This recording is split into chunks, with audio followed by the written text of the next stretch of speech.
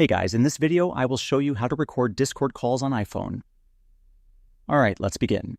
Recording Discord calls on an iPhone can be tricky because iOS has strict privacy rules. There's no direct record button in Discord, and Apple requires everyone in the call to know they're being recorded.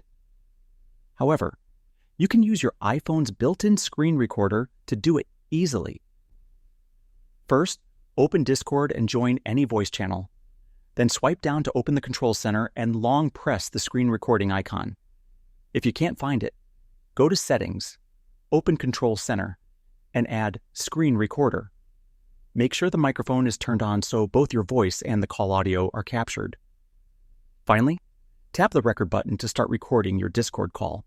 So that's basically how you can record Discord calls on iPhone. And that's it for this video.